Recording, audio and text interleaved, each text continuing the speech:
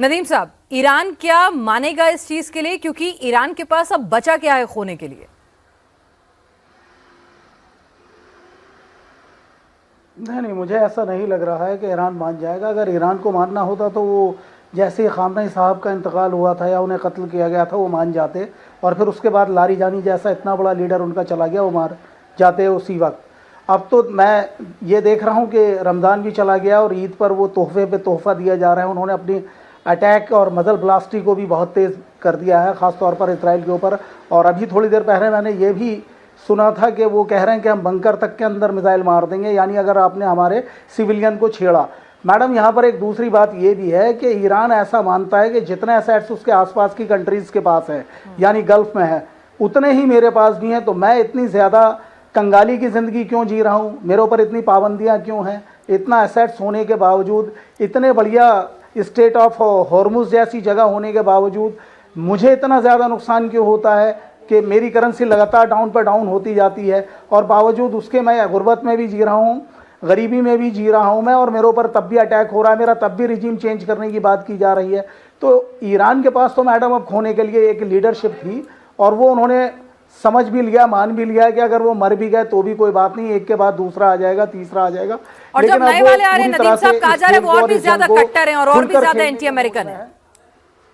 जो नई leadership I है वो खामनेई साहब से कहीं ज्यादा, ये तो बहुत सॉफ्ट। हाँ। बिल्कुल बिल्कुल, ये बात सही है। खामनेई साहब तो बहुत सॉफ्ट हार्टेड थे, और उन्होंने फतवा भी दिया था इस चीज़ को लेकर के ये मानव विध्वंसक है ये एटम बम, इसलिए हम इसे नहीं बनाएंगे। लेकिन नए लोग जो भी आएंगे, चूंकि उनके ऊपर पुराने लोगों का असर उस तरीके से उनकी नेगेटिविटी को लेकर होगा कि इतने ज़्यादा सॉफ्ट होने के बावजूद अमेरिका और इसराइल ने इतनी निर्दयता के साथ उनके साथ ये सब सलूक किया है, तो वो अपने आप को मेंटली और साइकोलॉजिकली तैयार करके आएंगे। और उन्हें मालूम है कि अमेरिका किस तरह की या इसराइल किस तरह की भाषा को समझता है। देखिए, प्यार की भाषा तो समझते नहीं है दोनों मुल्क। ट्रंप एक ऐसा आदमी है जो एक राष्ट्रपति होने से ज़्यादा एक बड़े बिजनेसमैन है। भाई, उन्हें अपना फ़ायदा चाहिए होता है, वो अपने रिश्तेदारों को भी साथ में रखना है।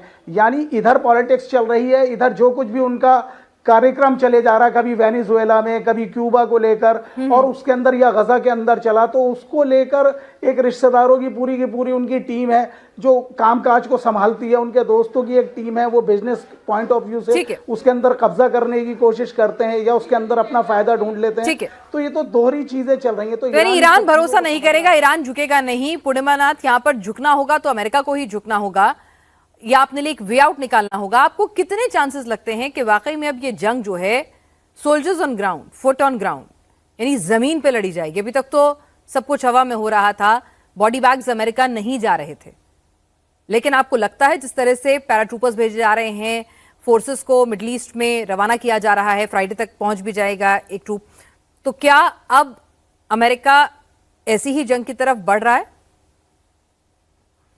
देखिए, दो तीन चीज मैं बोलना चाहूंगी यहाँ पे। फर्स्ट ऑफ ऑल, आपने ट्रूप के बारे में बताया था, वहां पे ऑलरेडी 50,000 ट्रूप्स है, एक्टिवेटेड है। जो 3,000 4,000 पैरा ट्रूपर के बारे में हम लोग सुने हैं, वो literally they are going to reach within couple of days. ये जो टाइम उन्होंने खरीदा है, प्रेसिडेंट ट्रंप ने 5 दिन का pause, this is exactly why he bought this time. और जो बाय दैट टाइम यूएसएस ट्रिपली वहां पे पहुंच जाएगा, ठीक है। और जो मेरीन की बात हो रही है, वो सी राउट में जाएंगे, थोड़ा सा टाइम लग रहा है, बट वो भी आजू बाजू में, वो 1 हफ्ता पहले शुरू हो गया था, तो लिटरली उसी टाइम पे वो लोग पहुंच जाएंगे।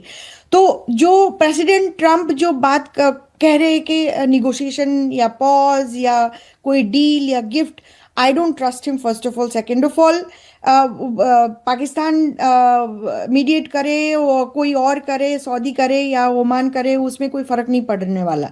आपको यह देखना होगा हमें कि एक्चुअली ये वॉर में फायदा किसको हो रहा है? फायदा हो रहा है प्रेसिडेंट ट्रंप को और अमेरिका को। At the end of the day मेरे ख्याल से जब मिडिल ईस्ट जलेगा, तब आर्म्स के साथ साथ तेल भी बेचेंगे, because America is largest oil producer since 2018 से पहले। बेसिकली अभी जो ऑयल यहाँ से प्रोड्यूस करेंगे ये बेचेंगे सारा दुनिया में। अब स्ट्रेट ऑफ हॉर्मूज की बात जब आ आती है, वेनेजुएला और Iran literally today has 1/3 of world's oil, और अमेरिका उसके ऊपर कंट्रोल चाहता है। This is all about resources, this is all about US dollar देखिए, जो बात अंकित ने कही थी कि ये जंग जो है हथियारों की खरीद फरोख्त, तेल और इन सब के इर्द गिर्द है, इजराइल एक बहाना है। इजराइल अपनी लड़ाई लड़ ही रहा था, वो एक बहाना है, एक रीजन है, लेकिन असली मामला जो है तेल के खेल का है। दाऊदी साहब, जिस तरह से खबरें ये भी आ रही हैं कि अमेरिका का अगला प्लान है खर्ग को किसी तरह से उसको अपने कब्जे में लेना, वहां पर अपना होल्ड स्थापित करना, और अगली लड़ाई, अगली जंग उसी के लिए होगी। और ये जो कमांडोज, फोर्सेस जो सब आ रहे हैं, ये उसी के लिए आ रहे हैं। और क्योंकि अगर आपने उस पर कब्जा कर लिया तो फिर आपने ईरान की एक तरह से लाइफलाइन ही काट दी, ईरान को ही खत्म कर दिया, कुछ बचेगा ही नहीं, अर्थव्यवस्था ही नहीं बचेगी, तेल नहीं बचेगा। तो बिल्कुल सही बात है। अगर वो प्लान हो सकता है, और उसके बाद तो बहुत ही ज्यादा ईरान के लिए मुश्किल वक्त हो जाएगा। आप जब चेस खेलते हैं, चेस का गेम होता है, उसमें आप चेकमेट करने के लिए जाते हैं, तो अलग अलग तरीके से पहले तो चले आपने लीडरशिप को पूरा हटा दिया, उसके बाद भी चीजें इस तरीके से चल रही है जिसको दुनिया ने नहीं एक्सपेक्ट किया था, और अचानक से अब जब ये 5 दिन का वक्त है और उसके बाद फुट ऑन ग्राउंड की बात है, तो जाहिर है नेक्स्ट टारगेट खर्ग हो सकता है। इसमें कोई मुझे ऐसा नहीं लग रहा है कि इसकी कम है। लेकिन उसके पहले 2 ऐसे पॉइंट्स हैं पिनाज जी, जो जिसपे मैं हाईलाइट अंडरलाइन करना चाहूंगा, क्योंकि मैं डिस्कशन का हिस्सा हूँ, आरजू भी चली गई हैं और कुछ मुद्दों को क्लैरिफाई करना जरूरी है। जैसे एक बात बीच में आई थी कि जैसे कुछ ऐसे कंट्रीज हैं गल्फ में, जैसे सऊदी अरेबिया, चूंकि एयर बेसेस उन्होंने यूज करने दिया, इसकी वजह से वहां पे ईरान ने रिटेलिएट करके अटैक किया। ये बिल्कुल गलत बात है। वो इसलिए गलत बात है कि खुद ईरान के को देखा जाए, उसके बाद समझ में आएगा कि शुरू से ही कहा गया कि हम अपने एयर बेसेस को इनिशियल स्टेज की बात करो नहीं इस्तेमाल करने देंगे। उसके बावजूद भी बीजिंग एग्रीमेंट होने के बाद भी ईरान के रिलेशन ठीक है कि और बहुत अच्छे नहीं रहे, लेकिन बीच में रिलेशन में कहीं ना कहीं बहुत एक एग्रीमेंट बना, बीजिंग एग्रीमेंट बना। उसके बाद ये तमाम चीजें बेहतरी की तरफ गई। अगर लड़ाई नहीं तो कम से कम ये थी कि डिप्लोमेसी और तमाम चीजें हो रही थी। उसके बावजूद जब रिटेलिएट करके ये अटैक किया गया और होते होते ये काफी आगे तक चला गया, तो कहीं ना कहीं ये जो इंटरनेशनल लॉज का वायलेशन होता है, उसके साथ साथ बीजिंग एग्रीमेंट का भी वायलेशन है। ये मुझे क्लियर करना था, जो एक मैं कर रहा हूँ। दूसरी एक बात मुझे अहम बात बतानी, जो थोड़ा सा इससे हटके है। आपके डिबेट और डिस्कशन में आप ये डिबेट बहुत अच्छे से करवाती हैं, आपके क्वेश्चंस अच्छे होते हैं। मैं हर रोज डिबेट में जाता हूँ, लेकिन बहुत स्मूथ और बहुत ही, वो कहता है ना, हल्ला हंगामा नहीं होता है। तो मुझे तो बड़ा अच्छा लगता है इसमें डिस्कशन में आके।